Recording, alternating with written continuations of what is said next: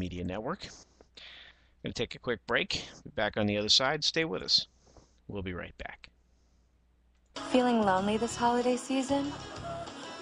Looking for little human interaction? Do you want to feel contact in certain special places? Then why not go through security at an airport? The TSA. TSA agents are ready and standing by to give you a little something extra to feel thankful about this holiday season. The TSA. What are you waiting for? I want to check under your testicles. Spending time with a TSA agent couldn't be easier. Simply book a flight departing from any American airport. When selected for a full body scanner, say no. You'll be pulled aside by a TSA agent, and that's when the fun begins. And you never know who your agent will be. It could be me. Or me. Or even me. But it's probably gonna be us. Take off your damn shoes. The TSA. It's our business to touch yours.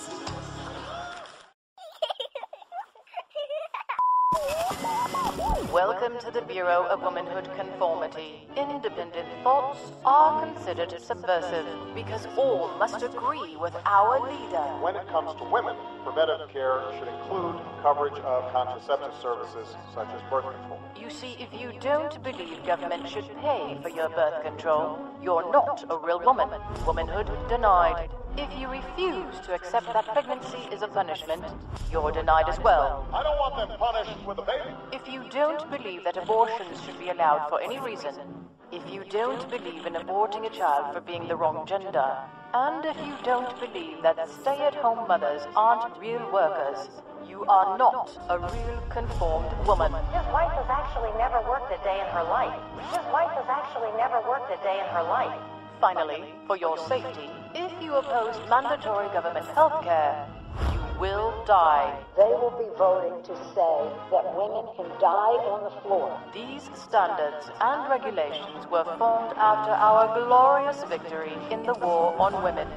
Thank you for your cooperation and your conformity.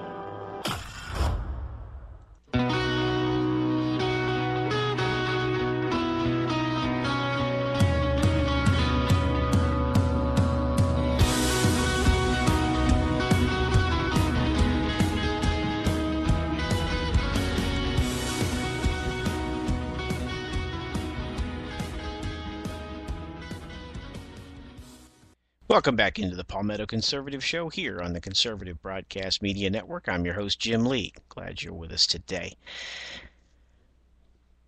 So where do we go from here? Well, continuing on our theme of what in the wide world of sports is up, where else would you go to find an explanation as to why President Obama won the election and not Mitt Romney? Where would you go to gather the most prescient and sage commentary and explanation? Well, you would go to Pravda, of course. No, seriously. You would go to Pravda. In an opinion piece written in Pravda on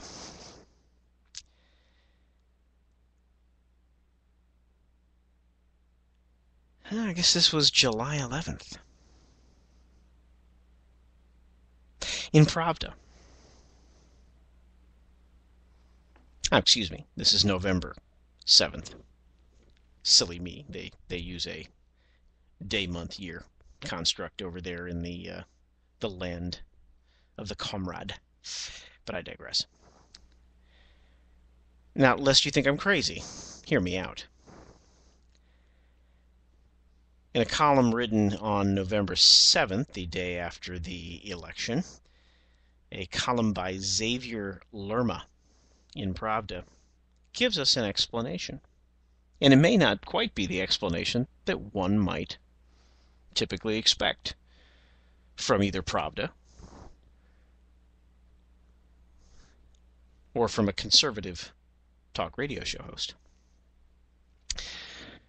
The reason America has the trillion-dollar warmonger Obama as president today is because of immorality and materialism in America. President John Adams once said, "Our Constitution was made only for a moral and religious people. It is wholly inadequate to the government of any other." President Adams said that on October 11, 1798. Quote, "It is impossible to rightly govern the world without God and Bible." George Washington, our first president. Thomas Jefferson wrote, quote, "God who gave us life gave us liberty. And can the liberties of a nation be thought secure when we have removed their only firm basis, a conviction in the minds of the people that these liberties are a gift from God, that they are not to be violated but with his wrath? Indeed, I tremble for my country when I reflect that God is just, and that his justice cannot sleep forever." End quote.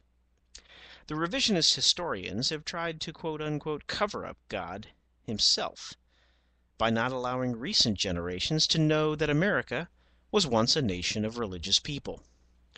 Now, over half the people in America are not well informed and are willing to believe the spoon-fed propaganda from the Democrats and Republicans. The Democrats and Republicans are notorious for wanting to stay in power. Their worshippers get their education from TV and their friends. In the future, after it becomes obvious that their plan failed, these useful idiots will still blame Bush for the economy, overlook Obama as they overlook Clinton's mistakes, or think their vote counts and they actually have freedom while approving of wars overseas. Such people are the product of America's decaying society, whose reality has been warped by drugs and other selfish pleasures. America has gradually become worse from the drugs, rock and roll of the 60s and 70s, to the drugs and rap music of today. The communists won, while Americans smoked pot. The alienation of God in society began in the classroom. Today, blasphemies can easily be seen on TV and the cinema. Hollywood portrays the sane as the insane, the abnormal and perverted as normal. The unborn babies are seen as nothing. The silent Holocaust continues. Is it any wonder America is in trouble? The economy destroyed by white-collar crimes were done by men of immoral character. They are not personally responsible for all of America's failings, but are a symptom of America's spiritual illness, where illness most commonly referred to in previous centuries as sin. This is the connection that most fail to see. Where there is no God, there is chaos. We are seeing that now. Abortions financed through tax dollars now total 50 million babies killed. Their blood cries out to heaven while Hollywood justifies abortion, and some women call it a choice. Yes, a choice to kill infants without even taking the time to see what they have destroyed. They willingly blind themselves to the truth. Or do their sins blind them? The other half of America stands against this evil tide with constant prayer, while their public protests are not completely shown by the American media. Quote-unquote freedom of the press means the media will be free to report what it wants you to know. ABC, CBS, NBC, MSNBC, CNN, and even Fox are similar to the communist Soviet Union's Pravda. You are now in an atheistic society as the Soviet Union once was. Pravda Online has become more newsworthy now as Christianity flourishes. Patriarch Kirill said, "The world should see the Orthodox Russia's great feat of rebuilding all that was destroyed." Russia once was swept with an even more horrific terror across its land. There is no comparison in the past sufferings of Russia and the turmoil of America. However, it is interesting to note that the number of deaths are equal to Russia's, when including the aborted children in America. When Alexander Solzhenitsyn came to America, he warned the U.S. in the 1970s, quote, "Destructive and irresponsible freedom has been granted boundless space. Society appears to have little defense against the abyss of human decadence, such as, for example, misuse of liberty for moral violence against young people, motion pictures full of pornography, crime, and horror. It is considered to be part of freedom and theoretically counterbalanced by the young people's right not to look or not to accept. Life organized legalistically has thus shown its inability to defend itself against the corrosion of evil." That from a speech Mr. Solzhenitsyn gave to Harvard in 1978, the year I graduated from high school, I might add. The American press laughed at him and turned a deaf ear at his observations of America's immorality and materialism. Solzhenitsyn also warned long ago of today's socialism. A number of such critics turned to socialism, said Solzhenitsyn, which is a false and dangerous current. The danger is already here, and the situation is much, much worse. Thus, Obama can try putting duct tape on a sinking ship, but only when most Americans turn to God will the storm subside. Only then will America be able to fix the problem. Remember, those who will not be governed by God will be ruled by tyrants. That quote from William Penn, American hero of liberty and religious freedom.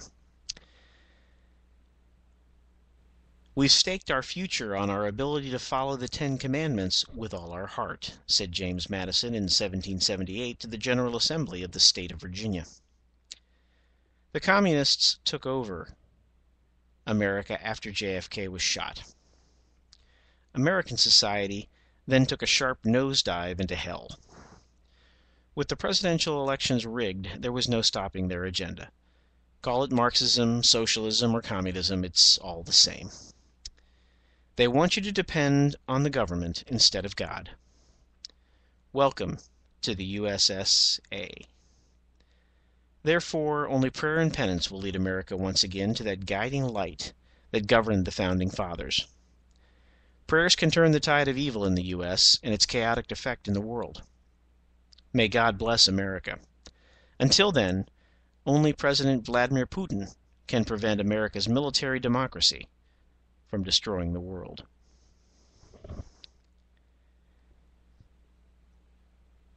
Now, if that doesn't just blow your mind, that, number one, such an assessment would come from a country, from a citizen of a country heretofore thought to be as godless as Russia, but that such an opinion piece is printed in the very media known as Pravda. What in the wide, wide world of sports is going on? These are strange times indeed in which we live. And whether you agree with the thoughts of Xavier Lerma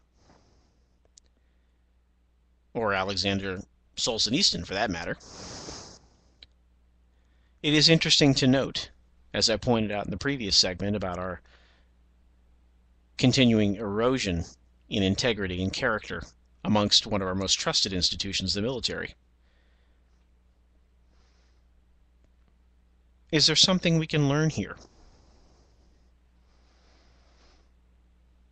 It is interesting to note that America has become a mission field for many Christians in the third world.